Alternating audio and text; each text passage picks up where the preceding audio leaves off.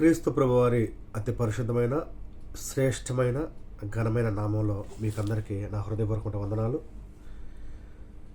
ఈ సమయమందు ఈ రీతిగా మనల్ని నూతన సంవత్సరంలోనికి తీసుకొచ్చి సజీవులుగా ఉంచి ఇప్పటి వరకు మనల్ని కాచి కాపాడిన దేవాది దేవునికి నా హృదయపూర్వకమైనటువంటి స్తుతులు కృతజ్ఞతలు తెలియజేస్తుంటున్నాను. నా ప్రియమైనటువంటి సహోదరి సహోదరులారా, దేవుని యొక్క మహాకృపను బట్టి, ఆయన యొక్క ఆశీర్వాదాన్ని బట్టి అనేక మంది ఈ యొక్క దినాన్ని చూడలేకపోయినప్పటికీ ఆయన మనల్ని ప్రేమించాడు కాబట్టి మనల్ని సజీవులుగా ఉంచాడు. అది దేవుని యొక్క చిత్తమే. నిన్నటి దినాన ఉన్నటువంటి అనేక మంది ఈ యొక్క దినాన లేరు. నిన్నటి దినాన్ని చూసినటువంటి వారు ఈ యొక్క దినాన్ని చూసినటువంటి దాఖలాలు లేవు. అయితే పరలోకమందున్నటువంటి దేవుడు మన ఎడల ఒక సంకల్పాన్ని కలిగి ఉన్నాడు కాబట్టి, ఒక ప్రణాళికను కలిగి ఉన్నాడు కాబట్టి అందులో భాగంగానే మనల్ని సజీవులుగా ఉంచుతూ ఉంటున్నాడు. ఆయన ఇచ్చిన ఆ యొక్క జీవానికి ప్రతిఫలంగా మనము ఆయన యొక్క పనిని చేయవలసినటువంటి వారమై ఉన్నాం.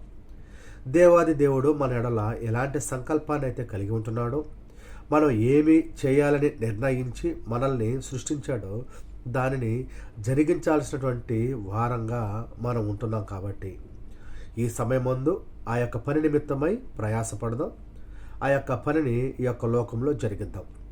క్రీస్తు ప్రభువారు ఏ రీతిగా అయితే దేవుడు తెలియజేసినటువంటి ఆ యొక్క పనిని ఈ యొక్క లోకానికి వచ్చి సంపూర్తి చేసి తిరిగి వెళ్ళారో, మనము కూడా మన యొక్క జీవిత కాలంలో మన యొక్క పని ఏదైతే ఉందో దానిని సంపూర్తిగా చేయాల్సినటువంటి అవసరం ఉంది.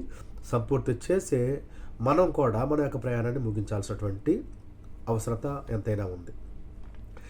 ఈ యొక్క దినాలలో మనం మొదటగా ఆలోచన చేసింది ఏంటంటే, ఈ యొక్క సంవత్సరం దేవుని యొక్క వాక్యాన్ని ప్రకటించాలి, అంటే సువార్తను అనేక మందికి ప్రకటించాలి అనేటువంటి విషయాన్ని ఆలోచన చేస్తాం.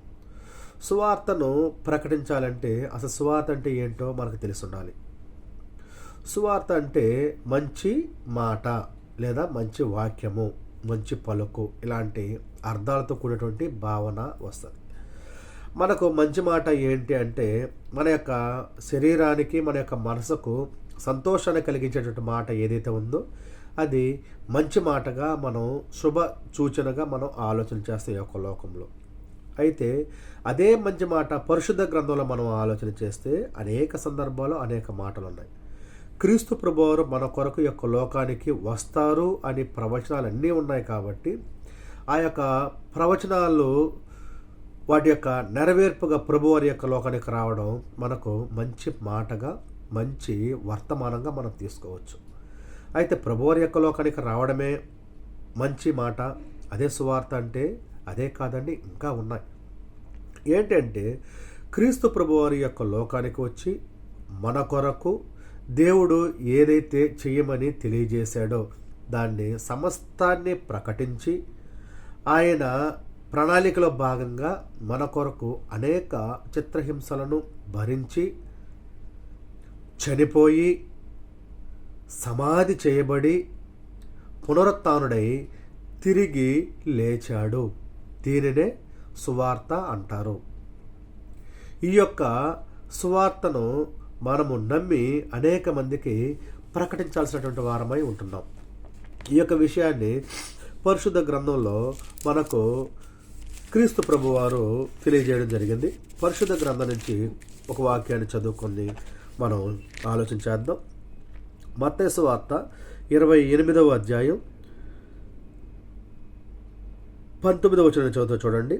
కాబట్టి మీరు వెళ్ళి సమస్త జనులను శిష్యులుగా చేయడి, తండ్రి యొక్క, కుమారుని యొక్క, పరిశుద్ధాత్మ యొక్క నామంలోనికి వారికి బాప్తిస్మం ఇచ్చుచు అని ఇక్కడ ప్రభువారు తెలియజేస్తూ ఉంటున్నారు. ప్రభువారు సమాధి చేయబడి తిరిగి లేచి తన శిష్యులతో మాట్లాడుతూ ఉన్నటువంటి మాటలను ఇక్కడ మనం చూస్తూ ఉంటున్నాం. అందులో భాగంగానే మనం చదువుకున్నటువంటి మాట కూడా ఉంది. మీరు వెళ్ళండి, సమస్త జనులను నా శిష్యులుగా చేయండి, తండ్రి యొక్క, కుమారుని యొక్క, పరిశుద్ధాత్మ యొక్క నామంలోనికి వారికి బాప్తిస్మం ఇవ్వండి అని ప్రభువారు ఇక్కడ తెలియజేశారు.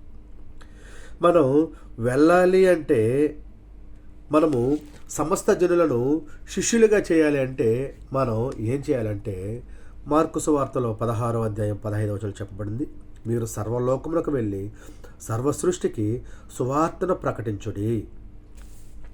ఇదండి దాని యొక్క అర్థం. మనము సర్వలోకములకు వెళ్ళి సర్వసృష్టికి సువార్త ప్రకటించాలి. ఈ యొక్క మాట శిష్యులకైతే తెలియజేయడం జరిగింది. దేవుని యొక్క మాటలు ప్రభువారికి వచ్చాయి, ప్రభువారి దగ్గర నుంచి అపోస్తులకు వచ్చాయి, అపోస్తుల దగ్గర నుంచి మొదటి శతాబ్దపు క్రైస్తవులకు వచ్చాయి, మొదటి శతాబ్దపు క్రైస్తవులు మాట్లాడే మాటలు గ్రంథస్థం చేయడం జరిగింది. ఆ యొక్క గ్రంథస్థం చేయబడినటువంటి మాటలు మనం చదువుకుంటూ ఉంటున్నాం.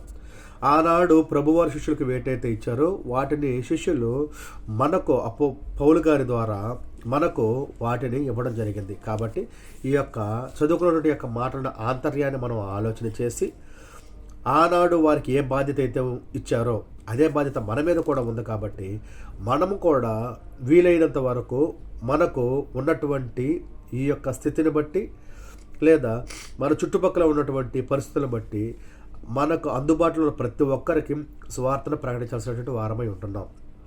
ఈ సంవత్సరంలో మనం ఇదే చేద్దాం. దేవుని యొక్క వాక్యాన్ని అందరికీ ప్రకటిద్దాం. ప్రకటించిన దాని వలన వారు ప్రభువారిని విశ్వసిస్తే వారికి అందరికీ బాప్తిస్మం ద్వారా రక్షణ కార్యక్రమంలోనికి నడిపిద్దాం. రక్షణలోనికి నడిపించిన తర్వాత సంఘముతో అంటుకట్టబడినటువంటి వారిగా వారిని చేద్దాం.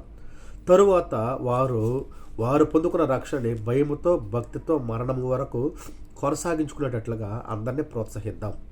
ఈ యొక్క కార్యక్రమం చేస్తే ఈ యొక్క లోకంలో మనకు శ్రమ రావచ్చు, సంతోషం రావచ్చు, కష్టం రావచ్చు, ఆనందం రావచ్చు. కానీ పరలోకమందు కష్టమైతే ఉండదు, బాధ అయితే ఉండదు. పరలోకమందు సంతోషం మాత్రమే ఉంటుంది. అది దేవదూతలందరితో కూడా కలిపి దేవుడు సంతోషిస్తాడు. కాబట్టి పరలోకమందు సంతోషం కలిగేటువంటి ఆ యొక్క కార్యక్రమంలో మనము పాలిభాగస్తులం అవుదాం. క్రీస్తు ప్రభువారి యొక్క మరణము, సమాధి, పునరుత్థానాల్ని ప్రకటించి అనేక మందిని రక్షణలోనికి నడిపిద్దాం.